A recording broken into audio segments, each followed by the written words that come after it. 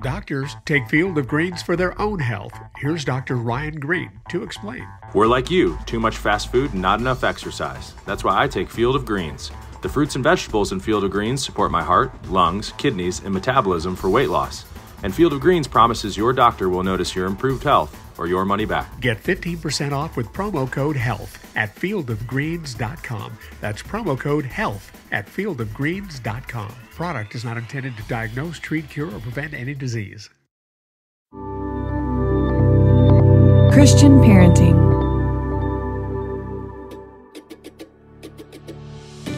Welcome to the Christian Parenting Podcast. I'm your host, Steph Thurling. I'm the Executive Director of Christian Parenting, a mom of 3, and I am so glad that you're here.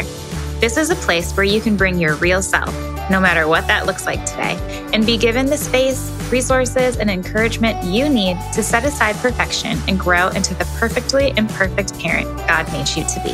Hey everyone, I am super excited to have Heather MacFadyen joining me on the podcast today. Heather is the host of the Don't Mom Alone podcast, and she's author of the books Don't Mom Alone, and her newest book is Right Where You Belong: How to Identify and Fully Occupy Your God-Given Space. And she's also a wife to Bruce and mom to 4 boys. And today I get the privilege of sitting down with Heather to discuss Right Where You Belong. So we get to talk all about this new definition of humility, which I keep thinking about, what it means to occupy the space God gives you, and how to encourage your kids to identify and occupy their God-given space. This is a book that I just cannot stop thinking about, you guys, and I know that you guys are going to soon find out why. Hey, Heather, welcome to the Christian Parenting Podcast. Thank you so much for having me. This is fun. Yeah, I'm so glad that you are here with me. I feel like when it comes to Christian Parenting podcasts, like you are the real deal. So I'm honored that you're joining me on the guest side today. Oh, well, privilege. Always a privilege to do anything with Christian parenting. Thank you. So before we're going to talk about your book, Right Where You Belong. But before we do that, I want to talk about your family first. Okay. So I always ask my guests to tell us who's in your family, and then can you describe them in a word or a phrase? Each person in a word, or our family as a Your total? whole family. Okay. So I have 4 boys. They are 17, 15, 13, and 11. We're in the odd years right now. Odd years in school too. And I think creativity is a really big value for us. So you'll find, like, I'll hear someone playing the piano or guitar, drawing, crafting. Like, I'm someone who's not super neat and organized. So I'm totally cool if there are messes around the house, if they're creating. So we notice creativity in other people. We love movies and music. So yeah. I love that word. I don't mind the creative mess. My husband does. That's fun in our house. That's fun. The same dynamic here. Yeah. My husband is the clean one. He does the dishes and the laundry and keeps us organized. So yeah. Mm-hmm. I remember when I had my 3rd baby, my husband was downstairs watching my 2 boys. And he came up to tell me he was so proud of himself because he was letting them play with Play-Doh and mix the colors. Ooh. I was like, wow, good job. So that sums up his personality. It was funny. It was cute. So yes, lots of people can relate to that. Yeah. Mm-hmm. I can appreciate that. Yeah, for sure. And then I also ask my guests before we get going, what is one thing that you want every parent to know? So when I wrote Don't Mom Alone, really leaned into this concept that as parents, we're important. I mean, you cannot deny that a parent's role is really important. From friends of mine I know who didn't grow up with their biological parents, or friends of mine who've worked through the foster system, that relationship is super important. But the moms that I interact with most take it a little too far. And I think we use this word a lot during the pandemic, but we're not essential, actually. And I think it rubs a lot of people the wrong way. They're like, what? I kind of think I am essential. It's like, well, really the only essential one is God. And He can redeem all of your mistakes. And I think we we allow for his presence and his power in situations where a biological parent passes away or isn't present because of addictions or other things. And we're like, well, God can fill in with other people, with aunts and grandmas and friends. But we don't allow for that when the parent is still present and involved and invested. And so what would it look like if we held the importance of our role? Like this is what we do matters and we can be intentional, but let go of it's all up to me and how they turn out is all up to me and that pressure. And how can I invite other people into this, God included, to my kids' development and their growth. So in the journey, because I've tried to do it all by myself and it's so not fun. No. Catastrophic. Well, I love that you said that too, because there is so much research that points to the fact that the more people you have like deeply invested in your kids' lives, the better it's going to go for them. So I love that. Yeah. And for you, in your experience as a parent, it's a lot better for me in the hard things we've walked through when I'm not carrying the brunt of the challenge, when I can talk to other friends or I can ask for advice from mentors or I can get perspective. Like I could not survive some of the things we've walked through if I didn't have that for myself, you know?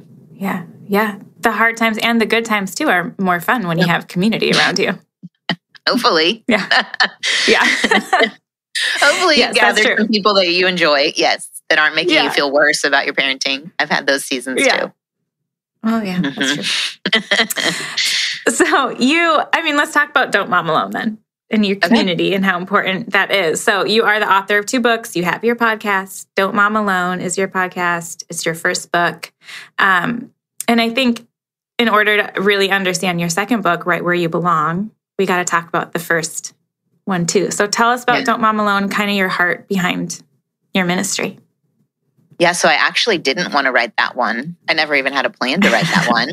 But I pitched the one that's coming out now, Right Where You Belong. I pitched that, and a lot of publishers were asking, like, why aren't you doing Don't Mom Alone? You already have the people, you already have the brand. There's a need. And I was like, because it's too obvious. I want to say something interesting. And I actually took the framework that's in the new book we're going to talk through and applied it to my decision.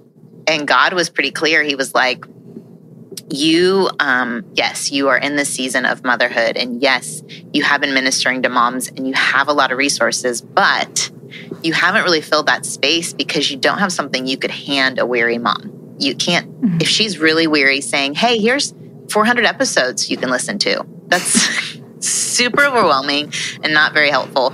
And I can't have coffee with every single mom that I meet. And so when I recognized, this would kind of fill and finish off, if I pass away tomorrow, I have filled the space of mom ministry and my story and my journey.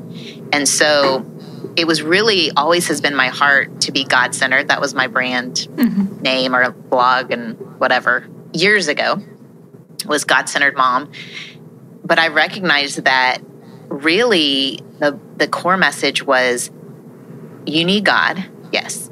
But you need other people, like I said, and you need mentors, and you need your relationship with your kids. Like to be the mom you want to be requires inviting all of these people in. So the book focuses in on those relationships and tackles different isolating ideas that I discovered in myself that were keeping me from those things. Because we can say, I know I need to lean on God, or I know I need to invite community into my parenting. But for some reason, we're not. And so if we can tackle those ideas, the ideas like, it's all up to me, so I can't let you in, or I can't let you see my kids' failings because you'll judge me and you'll maybe reject me. So, or I'm yelling at my kids, and so I can't include you in my community because you'll see that I'm struggling with my own anger. So we kind of tackle all those things that would keep you from the people you know you need, but you're just not including. Yeah. I love that. I think it's really good. And it invites parents into vulnerability, which is really important and beautiful. Yeah. Oh, yeah. Because there's a quote that says you can either choose to be humble or be humbled. And I feel like I've been humbled by my boys in public ways many, many, many, many times still. I mean, haven't we all? I mean, just, yeah. I thought, oh no, I've already, I've dealt with that. I know what it is to be humbled. And it's like, oh no, we're hitting a whole new level with the teen years. I had no idea. So it is quite the journey. And it really, if I made my identity and worth all about how my kids turn out, I'm finding that is not a solid place to stand. Like that. No. Not great for my relationship with my kids. Definitely not great with my relationship with God or my husband or my friends. It's not healthy. Yeah. Yeah, that's a really good point. I love that. Yeah. But speaking of humility, that's where I really want to go next, because this book is so good. I have so many stars and highlights and underlines and little notes all over my copy. But one of the things that you start off talking about in the book, and then it kind of drives the rest of the book, is this kind of alternative, expanded definition of humility. So can you tell us what that definition is, and then tell us how it drives the book and how it kind of just changes everything? Yeah. I mean, I find everyone's trying to define humility. They've got all different versions of humility. Whenever I hear a definition, I kind of perk my ears up. I'm like, oh, okay, how are they going to define it? And when I came across this tweet from the guy who invented the YouVersion Bible, who was quoting a pastor who wrote a devotional for them, I thought, oh my goodness, that's like a perspective shift that changes everything else. Mm-hmm. So the definition he said was, humility is to occupy your God-given space. I've added fully, but to occupy your God-given space. And so that means not just staying within, but stepping within your bounds, but stepping into those bounds. Like, how often are we shrinking back from what God's assigned us, thinking that's humility? And it's not, it's actually pride, because the reason we might be shrinking back is that we have these ideas that, man, I'm not enough, or, oh man, if I take that risk or do that thing that he's calling me into or inviting me into, that I might fail and then I'll look like a fool. And you're really, really leaning on yourself and your skills more than you're trusting that if God is inviting you into it, he will see you through it. And it's like Moses at the burning bush. It's, are you sure, God? Like, gonna bring my brother, because you know how I talk. I have issues with talking. And so, he misses out on the full experience of being the sole one to call the people out of Egypt because of his lack of believing and actual pride in thinking, man, I've got to speak perfectly before I can ask Pharaoh to let my people, God's people, go. So I'm thinking of the song, "Let My People Go." Anyway, so that's the definition to occupy your God-given space. And I think you're right. Like, we talk about humility a lot as Christians. And I think that, but kind of like the standard definition of humility. And I don't think we don't go about it in the best way, because I think it's a virtue that's so easy to skew into pride, but you can still make it look like humility. It's one of those very tricky things that I think we focus on a lot. So this definition just kind of blew my mind. And I've been sharing it with everyone. I just keep talking about it. So when you are talking about occupying your God-given space, so then you talk about these 4 boundaries that you receive from God that are to help you occupy the space he's given you. So that's time, place, wiring, and experience. Like, can you tell us what those mean, what that is? Yeah. So as I was processing this concept, right, I'm like, okay, to occupy your God-given space, I thought, okay, well, where do we have a biblical example of this? It's like, again, with the Israelites, God literally gave them a space to fill. And a friend of mine was reading through the Bible, and he was in the portion where God is laying out the boundary lines for Israel. And he's assigning the different tribes to the different places. And he's like, it's so boring. So boring. I'm so bored. And I perked up and I said, actually, that's super helpful to me, because it makes me realize the other verses in the Bible where it says he assigns the boundary lines. He decides, he expands. And so, okay, there are aspects of our lives that he has decided that we didn't get a say in. You know, I didn't get a say in my conception. I didn't get a say that this would be my point in this timeline. God assigned that place. Yes, we make our choices on where we might move, that kind of thing. But he also gave us this body. I did not make this body. And the only place I take with me at any given second is my body. And so how am I going to fill that God-given space? And then wiring. He designed how I'm made. And some of those things look a little wonky when you're little, you know? Any of us who've parented challenging children, quote unquote leaders, they're not so easy at 2 and 3, okay? They are leading you. They're trying to manage you. And so we know that some of these things are hardwired into us. And then our experiences.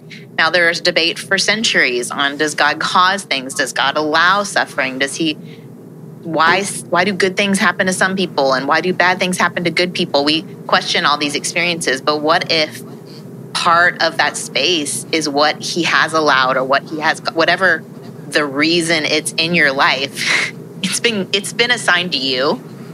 And he's not surprised.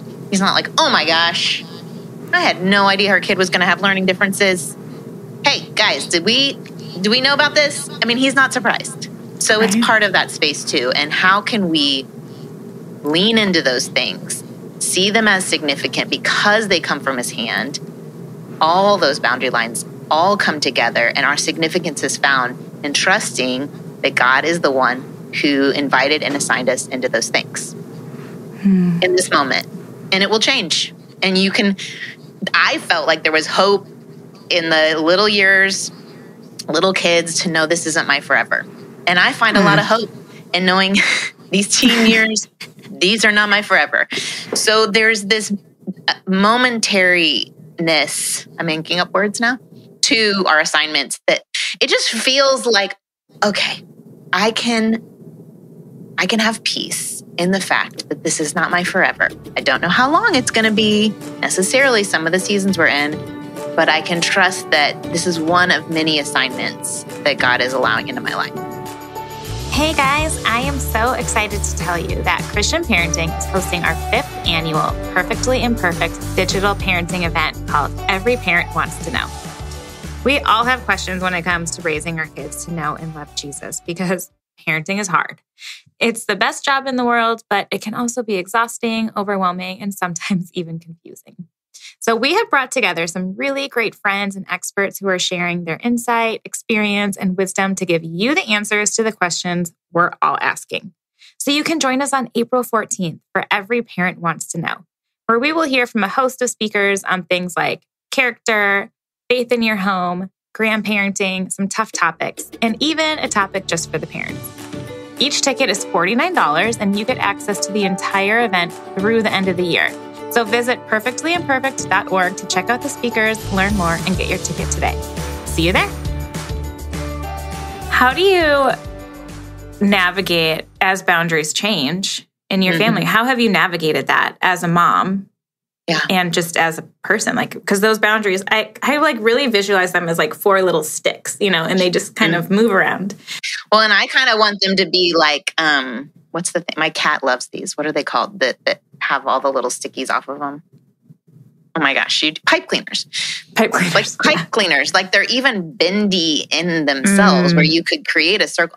That's why the front of it is not squares, because I thought, no, this is like so bendy and so unique to each person. I don't want to give you, I hate formulas, but frameworks I love.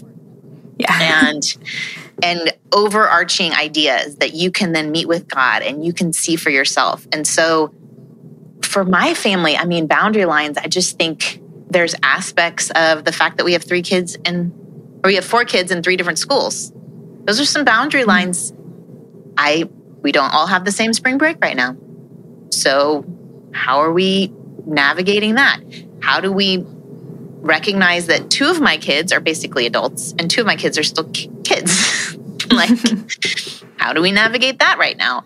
How do we navigate connection time, intentional connection time with the ones who are spending a lot more time with friends than they are with us? So we're navigating, and I think all parents shifting in developmental stages, not trying to relive what life was when they were 6, 4, 2 and newborn. That's just a different stage. And there were connections that we made then that were easier to do than they are now. We could just take a blanket, put it in the hallway, pull it up and down the hallway, and the giggles abound. Much harder now. That's just very different. We could have basketball games in the backyard when they were older. It's just, you have to recognize, like, what does God have for you right now with the kids you have right now? Who's available right now?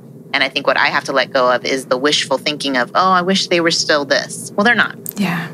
So how can I trust them right now? Yes. You're building off that connection that you did when you pulled them on a blanket down the hallway when they were little. That was fun. That now is building on playing. They want to play basketball games with you.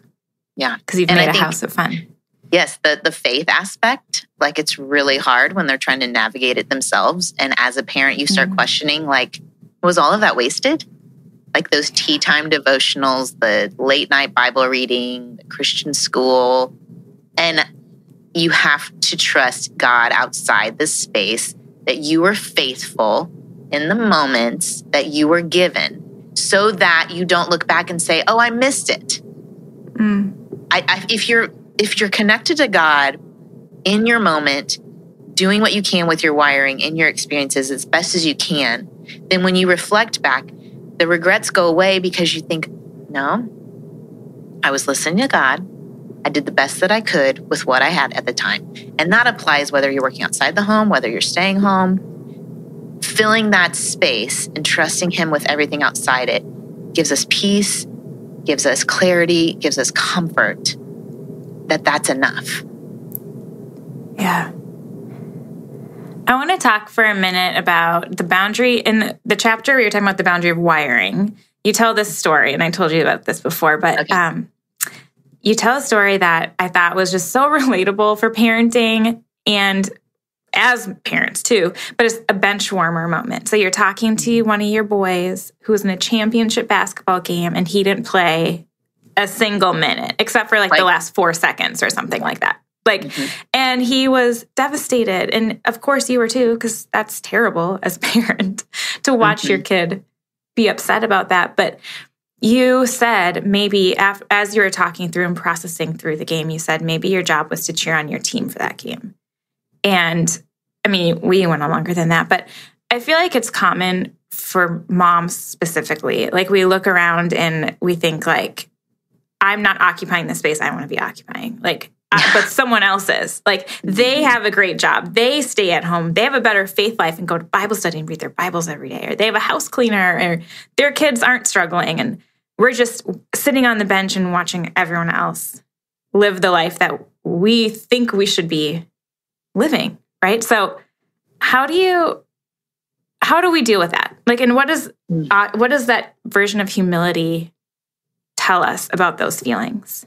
Yeah, I think even with the bench warming moment, there was this part of me that in the game, I could totally understand why the coach was making the decisions he was making. It was a super close game. We were undefeated up to that point. Winning that game was really important. The other team had this superstar player whose dad was like a professional athlete. So like, I'm totally engaged. I mean, would I have loved my son to play? Yes, but I wasn't in that space of, why aren't you putting my son in?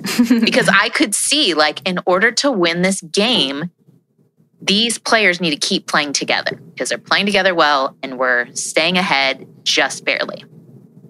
I think what was hard was when the game ended and we won and there's celebration and I look over at my son and he is barely holding it together. Mm-hmm. He's one of his friends, he was like holding the trophy at one point to take a picture. And one of his friends were like, why are you holding that? You didn't play. So there's this like, this is what we believe when we're talking about kingdom victory. We've already had victory. It has been, God says, like the victory is His. It's already happened. But we look around and it feels like we're not contributing to the kingdom victory. Like my part doesn't feel important. Feels like I'm sitting on the bench watching everybody else on Instagram live their life. And that's in the ministry field, but it could be even just parenting, like you said, like, man, I am not part of the victory of successful adults for the next generation because my kids would rather play Fortnite than go work really hard and learn a skill or be a part of some club team, or I am not getting invited to go speak at that thing, or I'm not, like we compare and we feel less significant in this victory. And it's like, well, what if we can pull back and trust the coach and trust that he is not benching you, he's assigning you, and it's a specific role that you're playing right now that you may never see the ripple effects of it. You may never see the purpose in it, but you don't have to. You can just trust that he has a bigger plan in place. And if we just keep reminding ourselves of that, I think you ultimately see why maybe your child didn't make that team.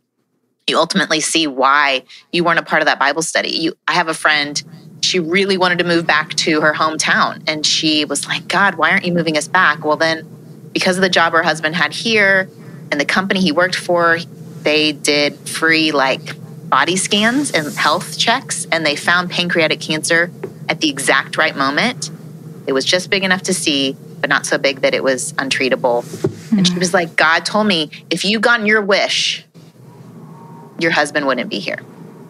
And so can we trust that even those places that feel like prisons or benches or whatever they are, that there is something bigger at hand?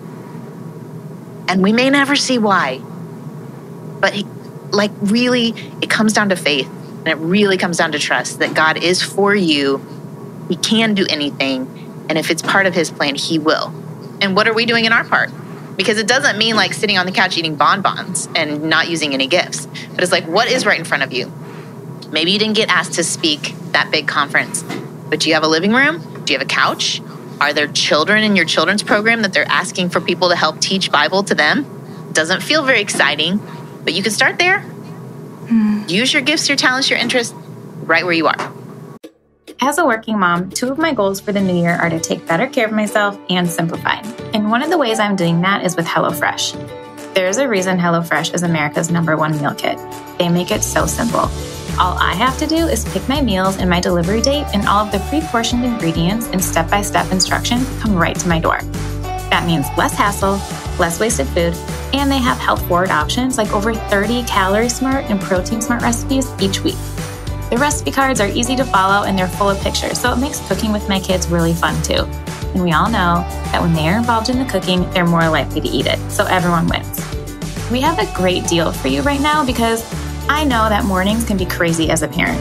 I often find myself forgetting breakfast or grabbing something really fast. But you can go to hellofresh.com/CPPodcastFree and use the code CPPodcastFree for free breakfast for life. That's 1 breakfast item per box while the subscription is active. That's free breakfast for life at hellofresh.com/CPPodcastFree with the code CPPodcastFree.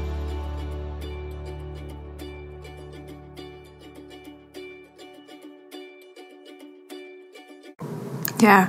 Well, and you talk about that in your book a little bit, talking about your own story of wanting to speak more. And you started with kids, like little kids, because you just took... Oh, I was teaching 3-year-olds for 3 years and then moved up to kindergartners and then 3rd graders. Yeah. Yeah. Which truly helps you prepare for teaching moms then, right? Because you got to know how to talk to the kids before you can talk to their parents about how to talk to them. Well, and it really helps you if you can teach theology to a 3-year-old. That's true. You've really been studying God's word. You really narrowed it down. It's not complex. We make it complex, but, and if you can keep a 3-year-old's attention, that's the hard part too. I teach at our church and they're primarily 3-year-old boys in that room. So yeah, you get it. Yep, I sure do. My son just volunteered with me last week in there and he was like, these boys are a lot. I was like, yes, they are. That's why you're in here, because you have the energy and I need you. Yeah. And we want to pour into those boys, because the message the world is telling them is you're too much and you're too loud. So just sit in front of the screen and be quiet. Mm-hmm. That's true. what I'm finding. And so then I have boys addicted to screens because it's like, well, your energy and your enthusiasm is not welcome here. If you can't be self-controlled, then you can't belong. That's tricky. I feel like we could have a whole nother podcast just on that.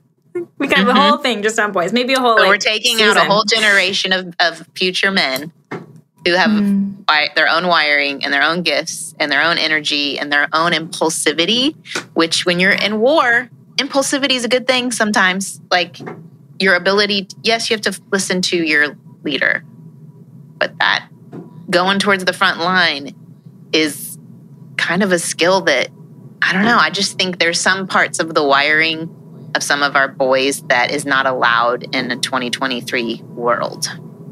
Yeah. Well, okay, so and then maybe before... girls too. Maybe girls too. I don't have girls, so there's probably girl moms. I mean, I think it's both. But girls too. Yeah. We just want everyone to be quiet. Just be quiet. Yes. I mean, sometimes we really, really do. Yeah, that's true. So, okay, before we go then, I want to ask you, kind of on that topic, how have you encouraged your boys to occupy their God-given space? Because they're getting older. I mean, you said 2 are kind of like little adults. So, like, how have you done that? Yeah. I think my husband's very good at speaking life into everybody. And just kind of, ever since before we were married, the thing that drew me to him was he would speak well of someone while they're standing there. He'd say, oh, you know what I love about Steph? Da-da-da-da-da. So he has always done that to them, really calling out their giftedness and specific, unique ways. And when you have the same gender, I think that's really important so that there's not necessarily the sibling rivalry. They're in their own space, right? Their own niche. Yeah. I think also, like, if we see something that is a strength, focusing in on the strength rather than narrowing in on the weakness and trying to make the weakness better is like, okay, you're really strong in this, so let's put time, energy, attention towards that strength. And where's a place that you could use that strength? So one of our boys is one of those leaders. And so when we'd go on family trips, we would say, okay, these are the 6 things we want to do while we're on the trip. Well, you just plan it out so that so all these things happen on a certain day and you organize it. And by giving him that ownership, it also helped with his buy-in because he was in charge. Right. And we didn't care. We didn't care what the order was. Like, we already knew what we were doing, but he could be in charge of that. Or he was getting in trouble at church in the classroom because he was trying to take over. So I asked the head of the preschool, I was like, could he help out with a class? One of my mentors taught a 3-year-old class. And I'm like, can he be her assistant?